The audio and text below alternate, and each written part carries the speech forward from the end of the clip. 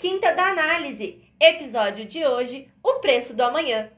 Meu nome é Brenda Lipinharski, eu sou psicóloga especializada na fase da adolescência e hoje a gente vai falar um pouquinho sobre esse filme que tem muitas coisas para serem refletidas a partir dele. Nós vamos falar sobre dois aspectos principais que eu achei super interessante trazer aqui pra gente conversar um pouquinho.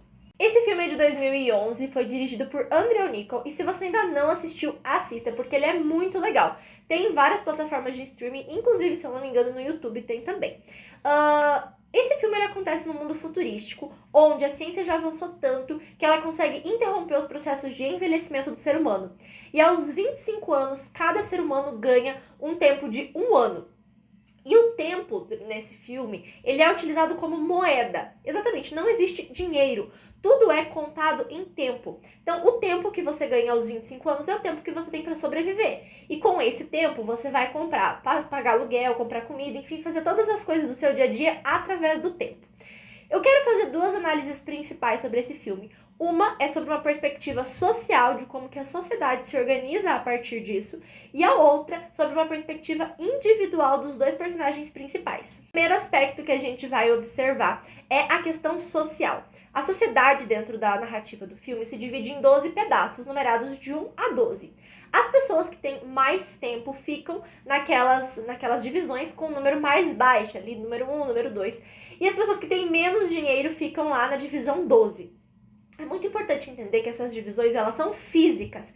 Existem limites e fronteiras muito rígidas entre uma parte e outra, que você só consegue transpassar caso você pague, em tempo, é claro, né?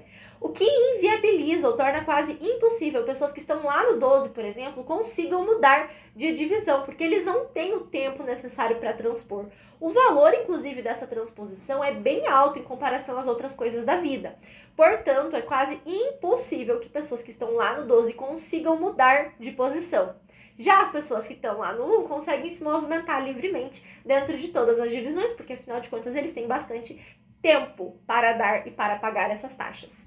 E aí, ao longo da história, mostra os estilos de vida da divisão 12 e da divisão 1, principalmente, que é onde o personagem principal vai transitar na maioria do tempo.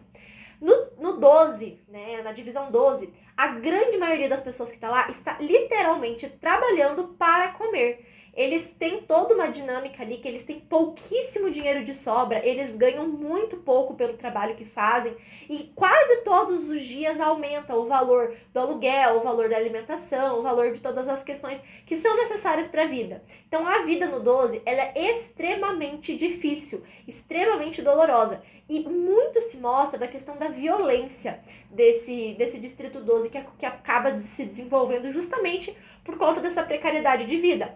Tanto que no 12 existe uma figura que no 1 ninguém nem sabe da existência, que são os ladrões de tempo. Eles literalmente roubam o tempo para conseguir sobreviver, né? Para conseguir se manter de maneira mais ok dentro do universo da história. E em comparação, lá no Distrito 1, é um esbanjamento de luxo, é uma coisa assim de outro universo. O personagem principal, ele senta numa mesa de pôquer com um dos chefões do Distrito 1 e o cara, numa rodada só, aposta milhões de anos, o que para alguém que veio do 12, como é o caso do personagem principal, era impensável. Então, as diferenças entre o Distrito 1 e o Distrito 12 são, assim, muito marcantes mesmo. Então, todo esse cenário de divisão social que o filme mostra, ele representa de maneira muito marcante a nossa sociedade atual, que tem sim uma divisão baseada na quantidade de renda, que impõe sim barreiras, nem sempre físicas, algumas barreiras são mais sociais ou mais emocionais, para que pessoas de determinada classe acessem os locais destinados a pessoas das classes mais altas, e a gente convive sim com uma falta de igualdade, uma desigualdade tão alarmante que muda completamente os modos de vida de uma classe e de outra. Enquanto uma classe precisa comer restos de ossos para conseguir se manter vivo, a outra classe esbanja dinheiro e lucra com esses mesmos processos de venda de osso. E uma das falas que fica muito marcado no enredo da história é uma que um dos personagens fala assim: Muita gente precisa ter pouco tempo para que pouca gente tenha muito tempo. E essa é uma marcação muito interessante, porque realmente quando o pessoal lá das classes mais baixas começa a ter acesso a tempo ilimitado, o sistema basicamente entra em colapso. Basicamente, o pessoal lá das classes mais altas desiste de exercer algumas manifestações de controle, como, por exemplo, aumentar os valores e tudo mais, porque eles veem que não adianta mais tentar controlar aquela classe. E aí o sistema tem que sofrer uma reestruturação muito grande, porque ele não se mantém mais. Então, essa questão de a desigualdade como fundadora da sociedade, do filme, ela parece muito distante da gente, mas se a gente for fazer uma análise fria e calculista sobre a nossa sociedade, isso também se aplica aqui. Essa desigualdade, ela é necessária para que as pessoas tenham uma estrutura mais estável, se é que a gente pode chamar assim. É necessário que algumas pessoas precisem usar ossos de animais para conseguir sobreviver, para que outras consigam lucrar em cima disso. Outro ponto que me chama bastante atenção nesse filme e que eu queria destacar aqui é a mudança de papéis que cada pessoa desenvolve ao mudar o contexto social. Porque pensa, a gente tá no momento ali no filme onde ninguém envelhece. A possibilidade de morte é apenas caso você perca todo o seu tempo. Caso contrário, você não morre.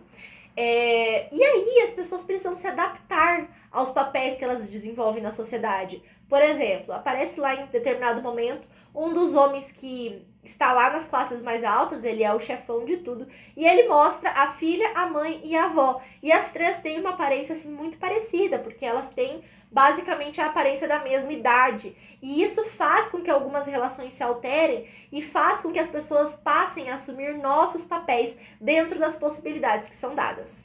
Bom, e agora vamos para a análise do individual, onde a gente vai falar um pouquinho sobre o personagem principal, que é o Will Salas. O Will, ele acaba ganhando uma herança de muitos milhões de anos, e ele acaba indo em busca de vingança e transpõe as barreiras ali para chegar até o Distrito 1, enfim. E o que eu acho muito importante para a gente conversar sobre o Will é a capacidade de desenvolvimento de consciência que ele tem ao longo da história. Como a gente já falou aqui no canal várias vezes, desenvolver consciência significa ter a capacidade de compreender as relações em que a gente está envolvido e agir nelas de maneira planejada, de maneira intencional.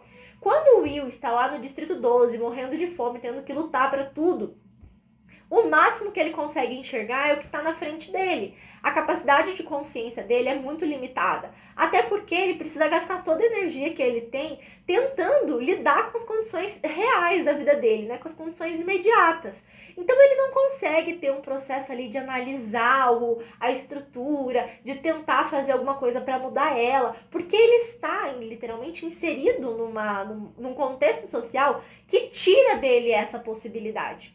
Mas quando ele consegue ganhar essa herança e consegue chegar lá no Distrito 1 e entende toda a estrutura por trás da sociedade onde ele está, aí sim ele consegue desenvolver consciência e aí sim ele consegue ter ações intencionais para tentar mudar essa realidade em que ele está. E é interessante pensar o quanto essa consciência dele se abre tanto que ele não só muda a sua realidade, como ele muda toda a estrutura. Claro que se a gente pensasse na vida real, uma única pessoa jamais teria a capacidade de fazer isso sozinha. Mas a forma como é retratado, o processo de desenvolvimento próprio que o Will tem ao longo do filme é bastante marcante. E toda vez que eu falo sobre adolescência, eu falo muito sobre isso. Sobre a necessidade da gente desenvolver esse processo de consciência. Esse processo de consciência que foi tão bem representado com esse personagem principal, mas que precisa também ser desenvolvido na nossa vida, para que na nossa realidade a gente consiga compreender o que está por trás e agir dessa realidade de maneira intencional, de maneira a transformá-la intencionalmente e não deixando que as coisas aconteçam sozinhas. Mas, para isso, a gente precisa de condições. É necessário que, de alguma forma, nós tenhamos condições para desenvolver essa consciência. Se nós estivermos num limiar de vida em que a gente não consegue, quase não consegue se alimentar, é claro que dificilmente a gente vai conseguir desenvolver consciência e agir na nossa realidade para mudar ela. Então, esse processo de consciência que o Will teve ao longo da história é justamente o processo de consciência que a gente deveria desenvolver ao longo da adolescência e da adolescência. Essa capacidade de compreender as relações que a gente desenvolve e agir nelas para mudá-las intencionalmente é o que a gente precisa para entrar na vida adulta de uma maneira saudável e de uma maneira que a gente consiga desenvolver todas as relações da forma como a gente bem compreender e da forma que realmente nos gere transformação. Mas é importante perceber que para que isso seja possível, nós precisamos ter condições. Condições físicas, condições sociais, como dinheiro, segurança em questões básicas e tudo mais, e condições psíquicas. Nós precisamos que alguém nos conduza a esse desenvolvimento de consciência. Ou, que a gente busque esse desenvolvimento de consciência através do processo de estudo. Então, a gente vai precisar trabalhar um pouquinho sobre isso também. Você já tinha assistido esse filme? E tinha conseguido fazer todas essas reflexões que eu trouxe aqui nesse vídeo? Se você já tinha assistido esse filme, comenta aqui embaixo uma coisa que te chamou muita atenção nesse filme. E se você ainda não tem assistido, coloca aí na sua agendinha, na sua listinha de desejos, porque realmente é um filme que vale muito a pena, tem muita coisa pra gente trabalhar em cima dele. E se você gostou desse vídeo, deixa um joinha aqui embaixo e se inscreva no canal para você não perder nenhum conteúdo sobre adolescência e conseguir utilizar todas essas informações para transformar de vez a sua vida.